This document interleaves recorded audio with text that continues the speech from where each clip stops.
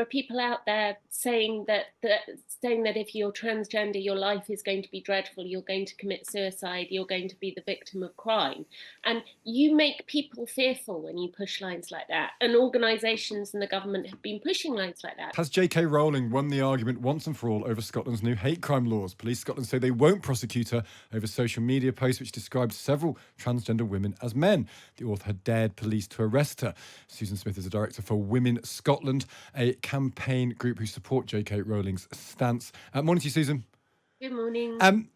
Is this as straightforward as we now know that J.K. Rowling won't face prosecution? Simply saying that transgender women are men is not a crime as the police would consider it. So one of the major concerns you have has been removed. In a way, but it highlights why we had the concern in the first place, because nobody actually knew what was going to happen on the 1st of April. And if she hadn't really pushed hard on this, I think we still wouldn't.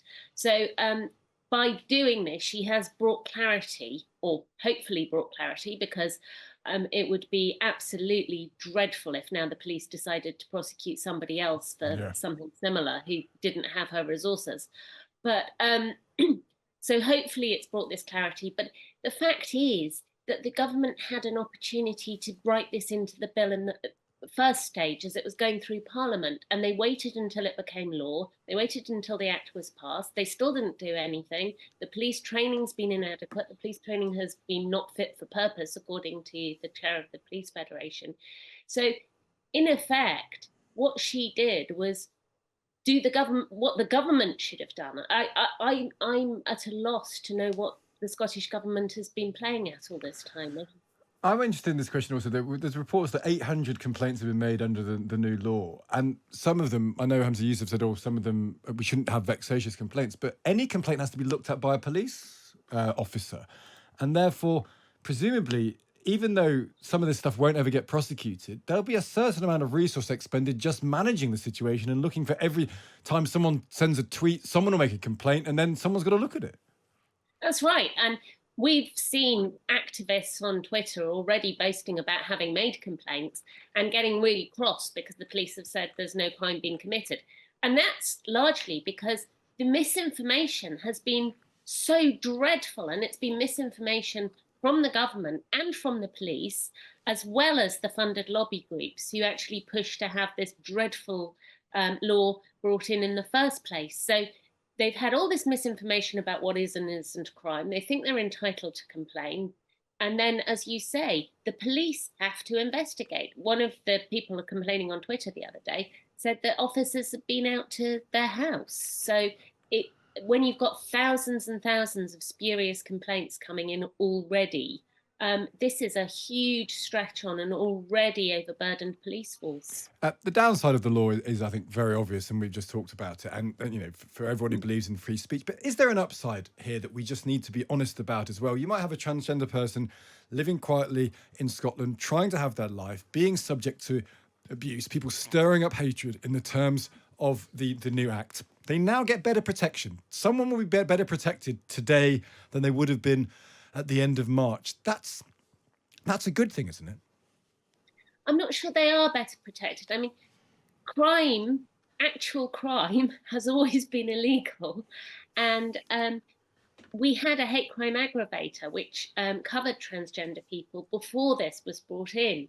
This stirring up part, I think, is going to be really hard to prove and really hard to prosecute. And that doesn't mean that people aren't going to be investigated. So I think there's going to be a lot of disappointed people on both ends. There's going to be people who have a terrible time while the police undertake an investigation. And there's going to be people who decide that the law is toothless and it's not doing what they were promised, or that over-promised by some of the groups and organisations who got the Scottish Government to put this in.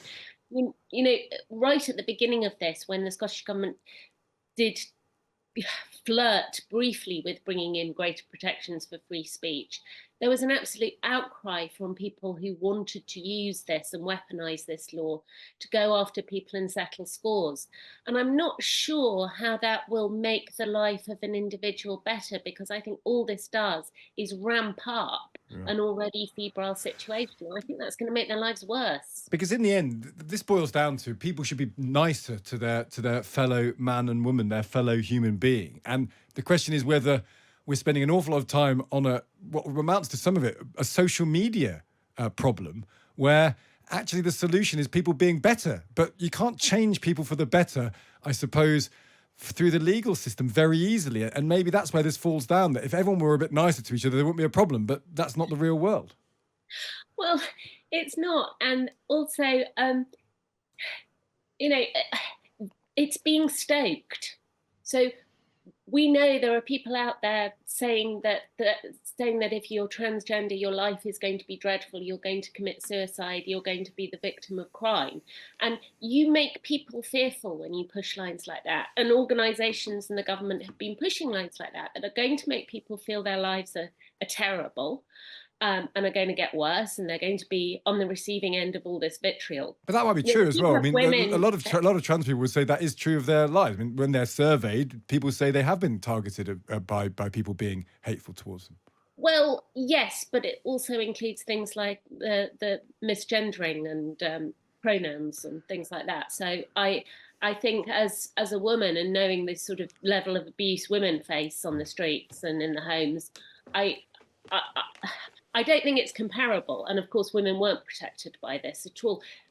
I think that they are stoking up fear unnecessarily. And also, I do believe that if Scotland is this terrible place, which we keep hearing the First Minister going on about how hate crime's on the rise and people people are living in fear. If Scotland really is this horrible, benighted country, I want to know what the government, who's been in power for years, has been playing at all this time, because they could have been sorting out social policies and Yeah. education that might have helped tackle this. You don't deal with, if this really is a problem, you don't deal with it by draconian laws to squash free speech. You should have been dealing with it at source. Well, we're going to try and talk to the SNP on that very issue. We asked them a couple of days ago. We'll try again to get their view on that. Susan, good to speak to you. Thank you for taking the time to talk to us. Thank you. That's Susan Smith, there, Director of For Women Scotland.